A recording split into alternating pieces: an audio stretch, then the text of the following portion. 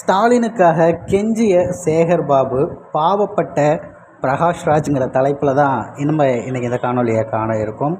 முதல்வருடைய ஆட்சி நல்லாட்சி அப்படின்னு சொல்லுங்கள், இங்கே நல்ல ஆட்சி நடந்துகிட்ருக்கு அப்படின்னு சொல்லி ஒரு வார்த்தை சொல்லுங்கள் அப்படின்னு சொல்லிட்டு பிரகாஷ்ராஜிடம் கெஞ்சி கேட்ட சேகர் பாபுவுடைய காணொலி ஒன்று தற்போது இணையத்தில் வைரலாக பரவிக்கிட்டு இருக்கு.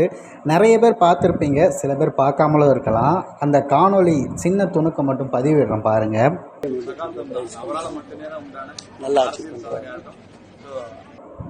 இந்த காணொலியை பார்த்து முடிச்சிங்களா? அதில் அவர் பண்ணியிருக்கிறது எந்த அளவுக்கு ஒரு கீழ்த்தரமான வேலை அப்படின்னு நீங்கள் பாருங்கள்.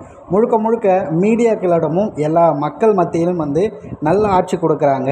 இந்தியாவில் சிறந்த மாநிலமாக தமிழ்நாடு தான் இருக்கிறது. இங்கே தான் பார்த்திங்கன்னா கரண்ட் கட்டு கிடையாது. அது மட்டும் இல்லாமல் சட்ட ஒழுங்கு பிரச்சனை எல்லாம் சரியாக இருந்துகிட்ருக்கு.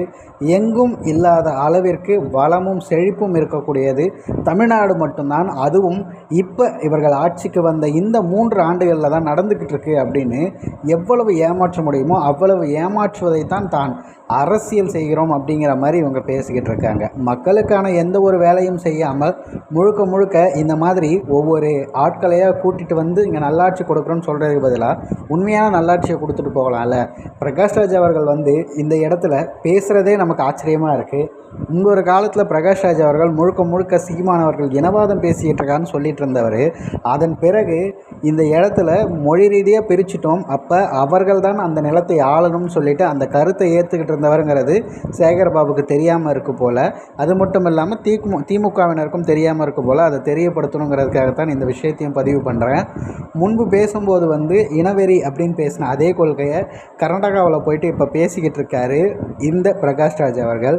அதற்கு காரணம் என்னென்னா, தெலுங்கில் அவர் நடிக்க போகும்போது அந்த இடத்துல கர்நாடகக்காரனை நடிக்க வைக்கிறாரா அப்படின்னு சொல்லி பயங்கரமாக அவருக்கு எதிர்ப்பு தெரிவித்த உடனே இனி நான் தெலுங்கு படத்துலேயே நடிக்க மாட்டேன்ட்டு ரொம்ப கோவத்தோடு அவர் வெளியே வந்திருந்தார்.